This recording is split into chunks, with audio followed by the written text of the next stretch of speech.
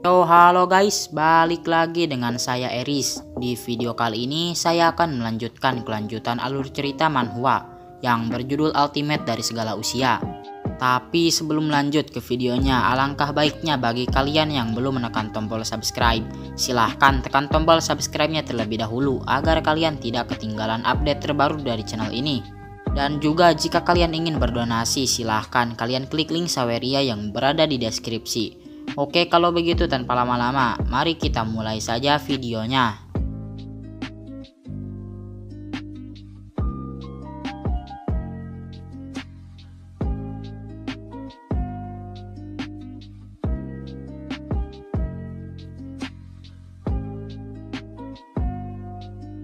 Di video sebelumnya menceritakan tentang Mengba yang sudah berhasil menerobos kerana Hyuan awal dengan kedatangan seseorang yang bernama Lee Da-yuan. Di video kali ini cerita diawali dengan Lee Da-yuan yang memberikan informasi kepada Liun Xiao. Liun Xiao mendapatkan informasi mengenai batu perpelsan dari Lee Da-yuan. Liun Xiao pun mengetahui bahwa Sang Duk dan keluarganya telah menyegel fenah biji yang mengandung batu perpelsan tersebut. Lalu Liun Xiao mengirim Lee Da-yuan untuk menyusup ke dalam tim tambang keluarganya sendiri. Liun Xiao menyuruh Lee Da-yuan untuk menemukan bebatuan perpelsan untuk dirinya, dan Liun Xiao akan menjanjikan Lee Da-yuan 500 koin emas setiap bulannya. Lee Da-yuan yang mendengar hal tersebut pun menyetujuinya. Setelah itu Lee Da-yuan pun pergi. Setelah perginya Lee Da-yuan, Liun Xiao menyuruh Meng Bai dan Meng Wu untuk memakai pakaian yang bagus dan mengikutinya ke sebuah perjamuan. Meng Wu dan Meng Bai bertanya, perjamuan tersebut akan diadakan di mana? Liun Xiao menjawab kalau perjamuan tersebut akan diadakan di Istana Kekaisaran.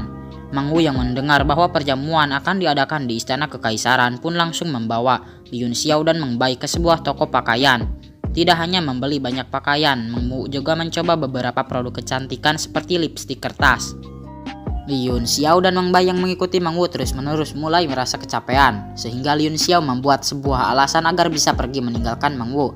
Liun Xiao beralasan kalau dirinya tiba-tiba ingat bahwa masih ada urusan lain untuk diselesaikan terlebih dahulu. Setelah mengatakan alasan tersebut, Liun Xiao dengan cepat pergi meninggalkan Meng Bai dan Meng Wu berdua saja.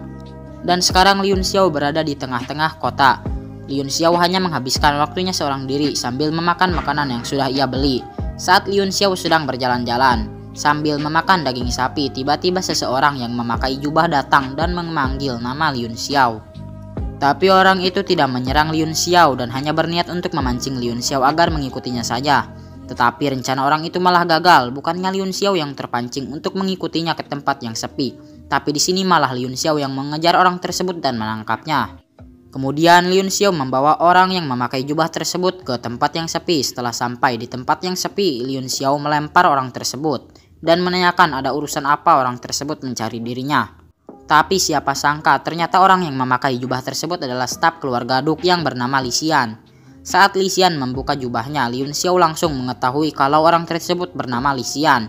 Liun Xiao bertanya, kenapa Li Xian tidak bersama dengan paman keempatnya dan ada urusan apa Li Xian mencari dirinya. Tapi Li Xian tidak menjawab terlebih dahulu apa yang ditanyakan oleh Liun Xiao. Li Xian malah bertanya apakah Liun Xiao benar-benar mengalahkan Lan Xuan yang merupakan seorang martial warrior bintang 9 puncak dalam satu gerakan, dan juga orang yang menyelamatkan Putri Rusue dengan teknik akupuntur jarum emas. Liun Xiao menjawabnya bahwa itu benar. Kemudian Liun Xiao menyuruh Li Xian untuk berbicara langsung saja ke intinya. Li Xian pun menjelaskan bahwa paman keempatnya sudah mendengar soal rumor Liun Xiao yang mengalahkan Lan Xuan dan menyembuhkan Putri Rusue. Li Xian juga memberitahu Liun Xiao kalau rumor mengenai dirinya telah sampai hingga ke telinga Li Yi. Li Xian mengatakan jika Liun Xiao hadir di perjamuan kekaisaran malam ini, Li Yi pasti akan menyebabkan masalah untuk Liun Xiao nantinya, sehingga paman keempatnya berharap Liun Xiao dapat melupakan soal perjamuan malam ini untuk menghindari konflik dengan Li Yi. Tapi Liun Xiao tidak mau untuk menuruti harapan pamannya dan akan tetap menghadiri perjamuan tersebut karena Liun Xiao hanya menganggap Li Yi sebagai anak adopsi dari keluarga Li saja yang diberi marga Li karena telah menjadi budak yang baik, dan Liun Xiao tidak pernah menganggap serius akan dirinya. Liun Xiao juga mengatakan jika Li Yi tidak berhati-hati dan malah menghalangi jalannya, Liun Xiao tidak akan keberatan untuk menghancurkannya hingga berkeping-keping. Li Xian pun mulai khawatir dan menyuruh Liun Xiao untuk tidak boleh meremehkan Li Yi karena tidak hanya kuat, namun Li Yi juga memiliki orang kuat di belakangnya yang selalu membackingnya setiap saat. Karena nyatanya saat ini seluruh keluarga Li berada dalam Dan singkat cerita, Liu Xiao meninggalkan Li Xian dan berkata bahwa dirinya tidak tertarik untuk menjadi bagian dari apa yang sedang keluarga Li lakukan saat ini. Tapi jika Li sendiri tidak tahu diri atau mungkin Qin Zheng sendiri sudah bosan menjadi kaisar, maka Liu Xiao tidak keberatan untuk membantunya mendapatkan posisi lain di kekaisaran. Sekarang Liu Xiao berada di perjamuan istana. Orang-orang yang berada di sana semua adalah pejabat penting dan merupakan pilar negara. Perjamuan ini adalah kesempatan penting bagi para pejabat tersebut untuk memperluas jaringan dan menjadi semakin dekat satu sama lain. Di sini Liu Xiao bertemu dengan temannya yang bernama Chen Zhen dan Chu Bihan. Saat Liu Xiao bertemu dengan teman-temannya, mereka sedikit berbincang-bincang mengenai tingkatan kultivasi. Setelah beberapa lama berbincang-bincang, Liu Xiao mengeluarkan 2 pil penaik tingkat dan Liu Xiao memberikan masing-masing pil tersebut kepada Chen Zhen dan Chu Bihan. Setelah memberikan pil tersebut kepada Chen Zhen dan Chu Bihan, datanglah Meng Wu bersama adiknya yang bernama Meng Bai. Ketika Chen Zhen dan Chu Bihan melihat Meng Wu, mereka berdua merasa familiar dengan Meng Wu. Dan setelah beberapa saat, Chen Zhen dan Chu Bihan pun mengingatnya kalau Meng Wu adalah gadis yang berada di bar saat pencarian Liu Xiao. Kalau kalian tidak ingat, boleh kalian tonton ulang di part sebelumnya. Setelah itu, Chu Bihan berkata, "Oh, pantas kami tidak melihatmu selama beberapa hari ini." "Apa hari ini kau masih bisa berjalan, Tuan Muda Yun?" ucap Chu Bihan. Gak perlu saya jelaskan ya, mungkin kalian tahu apa yang dimaksud dari ucapan Chu Bihan tersebut. Di sini Chu Bihan dan Chen Zhen terus saja mengatakan hal yang tidak-tidak kepada Liu Xiao sehingga membuat Liu Xiao merasa muak. Selang beberapa waktu, Liu Xiao langsung memperkenalkan ulang Meng Wu dan Meng Bai. Di sini Liu Xiao mengatakan kalau Meng Bai adalah muridnya. Chu Bihan yang mendengar kalau Meng Bai adalah muridnya Liu Xiao mulai berkata hal yang tidak-tidak lagi. Chu Bihan berkata, "Kau melakukan segalanya untuk mendapatkan perempuan," ucap Chu Bihan dengan wajah terkejutnya. Tentunya Meng Bai yang mendengar ucapan Chu Bihan merasa kaget dan malah berkata hal yang tidak-tidak juga. "Jadi alasanmu menjadikanku murid adalah untuk mendapatkan kakakku," ucap Meng Bai. Di sini Meng Wu hanya bisa tersipu malu dan memukul Meng Bai. Dan untuk Liu Xiao, dia tidak menyangkal ucapan Meng Bai dan tidak menjawabnya sedikit pun. Setelah itu mereka pun pergi ke aula perjamuan utama yang hanya bisa dimasuki oleh orang-orang penting di negara. Saat Liu Xiao memasuki aula perjamuan utama, paman Liu Xiao yang bernama Li Baifeng, ketua semua pegawai sipil yang bernama Lan Hong, komandan pasukan negara yang bernama Xiao Qingwang, alkemis tingkat 2 yang bernama Liang Wenyu, juga pangeran tertua yang bernama Qin Yang dan pangeran kedua yang bernama Qin Yue. Mereka semua menatap ke arah Liu Xiao secara bersamaan dan berpikir pasti akan terjadi hal-hal yang menarik. Liu Xiao pun duduk di meja keluarga Chen dan tidak ikut duduk di meja keluarga Li. Li Ye pun menyuruh Liu Xiao untuk duduk di meja perjamuan keluarga Li dan bukan duduk di meja keluarga lain. Tapi Liu Xiao tidak melakukan apa yang dikatakan oleh Li Ye. Liu Xiao malah membuat semua orang tertawa dengan candaannya. Liu Xiao bertanya kepada Meng Wu, kenapa orang lahir dengan lubang hidung menghadap ke bawah. Meng Wu menjawab kenapa. Liu Xiao berkata, karena kalau menghadap ke atas mereka akan penuh terisi saat hujan turun. Semua orang yang berada di perjamuan tersebut pun tertawa terbahak-bahak karena ucapan Liu Xiao. Jadi ya, Liu Xiao itu sebenarnya sedang mempermalukan Li Ye. Tentunya Li Ye tidak terima dengan hal tersebut sehingga salah satu budak Li Ye mencoba untuk menyerang Liu Xiao. Budak Li Ye tersebut meminta Liu Xiao untuk segera meminta maaf kepada Li Ye. Saat serangan si budak Li Ye hampir mengenai Liu Xiao dengan santainya melemparkan cangkirnya ke atas dan menampar wajah budak tersebut. Dilanjutkan dengan memberikan serangan ke bagian perut budak tersebut. Dan budak Li Ye pun terkapar tak berdaya di lantai. Dan setelah itu Liu Xiao menendang budak tersebut ke meja perjamuan keluarga Li. Kemudian Liu Xiao mengingatkan Li Ye untuk selalu menjaga peliharaannya ini. Li Ye seharusnya bersikap seperti pelayan. Kalau tidak, maka dirinya akan dicincang dan diberi makan pada anjing. Ucapan yang dilontarkan oleh Liu Xiao tentunya menyulut amarah Li Ye lebih dalam. Sehingga Li Ye mengeluarkan pedangnya dan mencoba untuk menghunuskan pedang tersebut kepada Liu Xiao. Tapi sebelum pedang tersebut mencapai Liu Xiao, Jenderal Qingwang menghentikannya. Jenderal Qingwang memperingatkan Li Ye untuk tidak membuat masalah apapun, karena ini adalah hari yang besar. Setelah itu Liu Xiao melanjutkan ngobrolnya dengan teman-temannya. Setelah beberapa saat, Kaisar pun datang. Semua orang pun berdiri dan menyambut Kaisar dengan memberi hormat. Dan nama Kaisar tersebut adalah Qin Zheng. Berbeda dengan yang lain, Liu Xiao bukannya memberi hormat, tapi malah melakukan gerakan tangan yang disebut peace. Setelah itu, Kaisar pun angkat bicara. Kaisar mengatakan alasan kenapa dirinya mengadakan perjamuan tersebut. Alasannya adalah karena ada 2 hal yang membahagiakan. Pertama, karena Komandan Luo Yunsang dipromosikan menjadi alkemis. Dan yang kedua, karena penyakit yang dialami oleh putrinya yang bernama Rusue selama lebih dari 10 tahun akhirnya sembuh sepenuhnya. Dan dua kejadian tersebut membuat Kaisar Qinzheng merasa sangat bersyukur dan bahagia. Sesi memberi hadiah pun dimulai. Hadiah pertama diberikan untuk Putri Rusue dan Luo Yunsang, dan orang yang memberikannya adalah Lan Hong, ketua dari semua pegawai sipil. Hadiah yang diberikan Lan Hong untuk Luo Yunsang dan Putri Rusue adalah 2 mutiara bulan yang langka. Hadiah kedua diberikan kepada Putri Rusue dan Luo Yunsang lagi. Dan orang yang memberikannya adalah Komandan Qing Wang. Hadiah yang diberikan tersebut adalah 2 jenis teknik bela diri. Yang kesatu adalah Pure Yang yang disebut Smashing Axe. Dan yang kedua adalah teknik bela diri elemen air yang disebut Transquital Sutra. Hadiah yang ketiga diberikan untuk Luo Yunsang dan Putri Rusue lagi. Hadiah tersebut diberikan oleh Liang Wenyu, seorang alkemis tingkat 2, dan hadiah yang diberikannya adalah pil awet muda tingkat 2 yang dibuatnya sendiri. Efek dari pil tersebut dapat membuat Luo Yunsang dan Putri Rusue tetap muda selama 20 tahun. Dan hadiah yang keempat adalah jepitan rambut dari Giok Tranquil untuk Luo Yunsang. Katanya Giok Tranquil tersebut dapat membuat pikiran pemakainya akan menjadi tenang dan fokus terhadap sesuatu, serta membantu untuk melawan mental iblis saat bermeditasi. Dan yang memberikan hadiahnya adalah Li Yi. Hadiah yang kelima diberikan kepada Putri Rusue dan yang memberikannya adalah Li Yi juga. Tapi sebelum Li Yi memberikan hadiah tersebut kepada Putri Rusue, sepertinya Li Yi menggoda Putri Rusue secara terbuka. Dan setelah itu Li Yi mengeluarkan hadiah yang akan diberikan kepada Putri Rusue. Dan ternyata hadiahnya adalah telur hewan iblis. Li Yi membeli telur hewan iblis tersebut dari kerajaan Firecrow dengan harga yang mahal. Saat Li Yi mengeluarkan telur hewan iblis, banyak orang yang terkejut karena harga telur hewan iblis lebih mahal dibandingkan dengan hadiah yang sebelum-sebelumnya. Dan juga, jika hewan iblis berhasil menetas dan dirawat dengan baik oleh pemiliknya, hewan iblis akan tumbuh besar dan setia kepada pemiliknya. Kekuatan hewan iblis tidak bisa dianggap remeh karena ki hewan iblis terlalu kuat dan sifat kejamnya membuat mereka sulit untuk dijinakan oleh manusia. Walaupun ada beberapa orang yang berhasil menjinakkan hewan iblis, tapi kebanyakan gagal karena mereka menjinakkannya bukan saat pada hewan iblis baru menetas dari telurnya, tetapi saat sudah menjadi hewan iblis dewasa.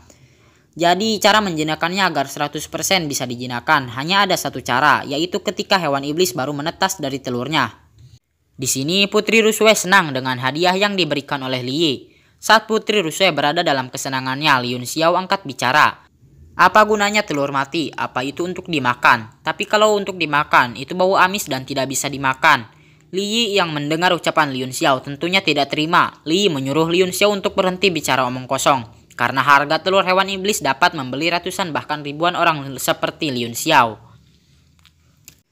Li Yunxiao berkata tidak peduli berapa harganya, karena itu tetaplah telur mati. Kaisar Qinzheng pun angkat bicara. Kaisar berkata bagaimana Li Yunxiao bisa tahu kalau itu telur mati. Li Yunxiao menghela nafas dan berkata tidak peduli bagaimana dirinya menjelaskan, itu akan tetap dibantah oleh Li Yi. Jadi kalau mau percaya dengan perkataannya, Li Yunxiao menyarankan untuk memecahkan telur hewan iblis tersebut. Jika saat telur hewan iblis tersebut dipecahkan dan mengeluarkan bau yang tak sedap, maka telur tersebut adalah telur mati. Tapi semua orang, bahkan Kaisar juga tidak mau untuk memecahkan telur tersebut dan menyuruh Li Yunxiao untuk berhati-hati dengan perkataannya kalau tidak punya bukti. Li Yunxiao pun berhenti berbicara mengenai hewan iblis dan kembali ke tempat duduknya. Kemudian hadiah ke-6 untuk Putri Rusue. Hadiah tersebut diberikan oleh pangeran pertama yang bernama Qin Yang. Hadiah tersebut adalah 10 mutiara. Hadiah yang ke-7 adalah 10 batu primordial kualitas tinggi yang diberikan untuk Luo Yunsang. Hadiah tersebut diberikan oleh pangeran pertama juga yang bernama Qin Yang. Batu primordial kualitas tinggi, setidaknya satu batu tersebut berharga 10.000 koin emas. Dan itu ada 10, jadi batu tersebut berharga 100.000 koin emas. Batu primordial ini sangat langka dan harga 10 batu primordial ini jauh lebih tinggi dari telur hewan iblis tadi. Alasan pangeran pertama memberikan 10 batu primordial. Tapi ternyata Luo Yunsang menolak hadiah pangeran Qin Yang tersebut dengan alasan hadiah dari pangeran Qin Yang terlalu mahal. Saat pangeran Qin Yang mendengar penolakan dari Luo Yunsang, pangeran Qin Yang langsung berlari ke hadapan Luo Yunsang sambil membawa batu primordial tersebut. Pangeran Qin Yang berkata, apakah Luo Yunsang tidak mengerti perasaannya?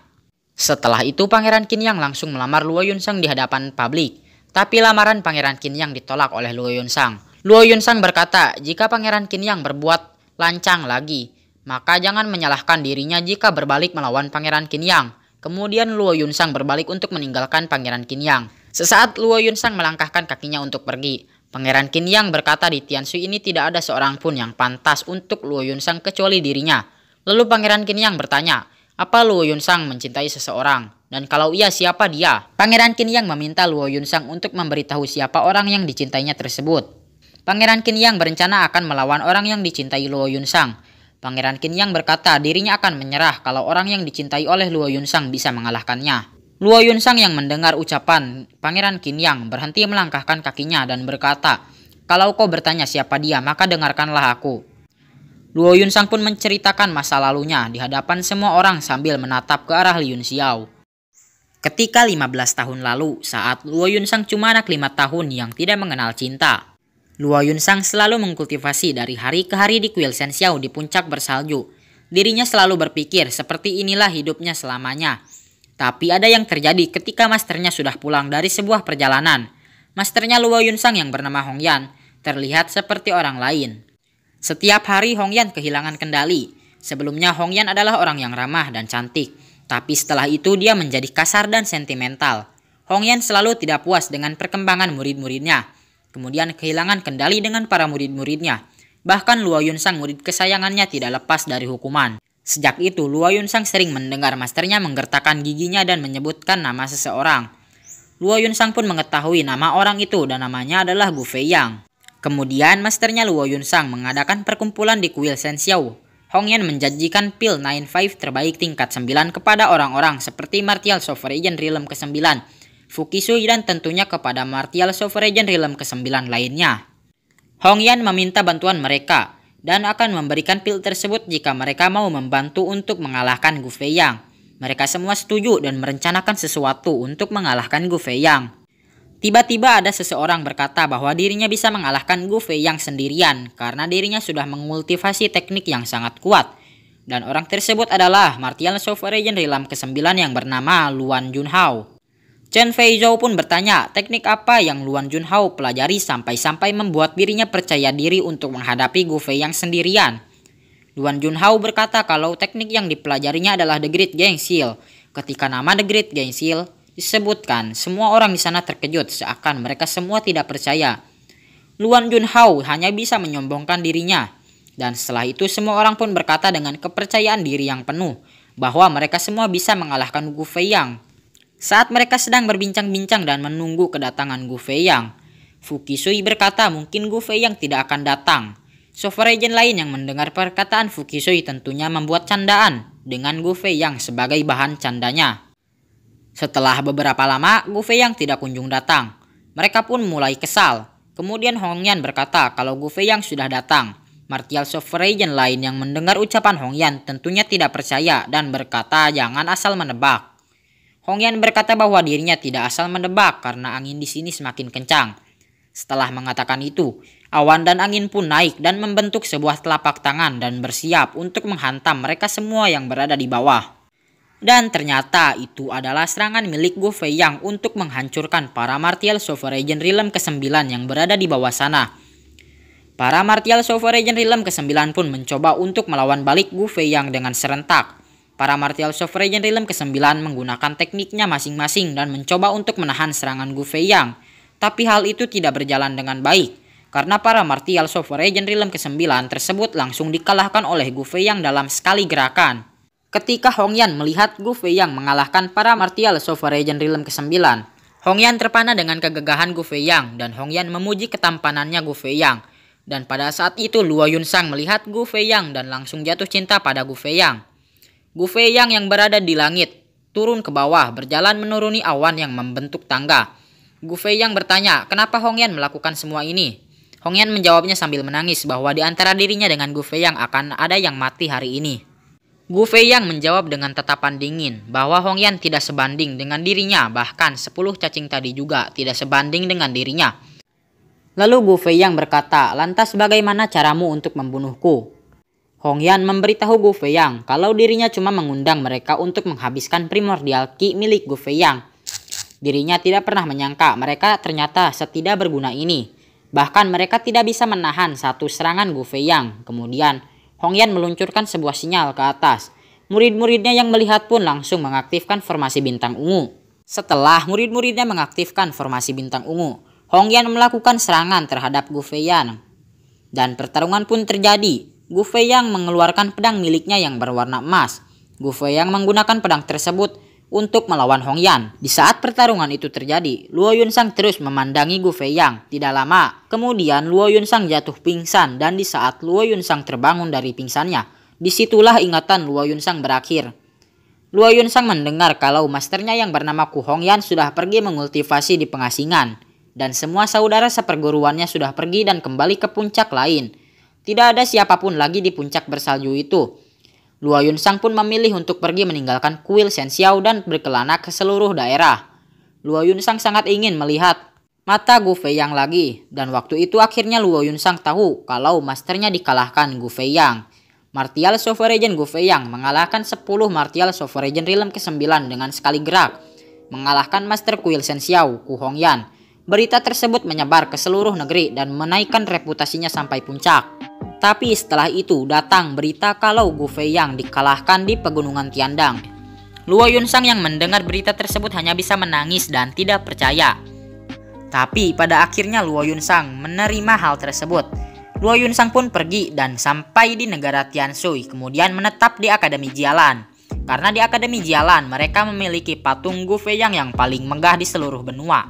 Setelah menceritakan cerita tersebut sambil menatap Liun Xiao, sebenarnya Luo Yunsang berniat untuk menyebutkan nama Liun Xiao. Karena Liun Xiao sedikit mirip dengan Gu Feiyan, tapi karena Liun Xiao bukanlah Gu Feiyan, Luo Yunsang mengurungkan niatnya dan tidak mengatakan nama Liun Xiao maupun Gu Feiyan. Pangeran Qingyang yang mendengar cerita tersebut tetap tidak tahu siapa sebenarnya orang yang dicintai Luo Yunsang, karena Luo Yunsang tidak menyebutkan namanya. Lalu Pangeran Qingyang bertanya apakah dirinya tidak pantas untuk mengetahui nama orang yang dicintai oleh Luo Yunsang. Luo Yunsang menjawab dengan dingin bahwa orang yang dicintainya sudah mati. Lalu Pangeran Qingyang berkata, tidak masalah siapapun dia karena dia sudah mati. Maka diriku mempunyai kesempatan, jadi apa yang dia lakukan sampai membuatmu jatuh cinta? Kalau dia bisa melakukannya, maka diriku juga bisa, ungkap Pangeran Qingyang.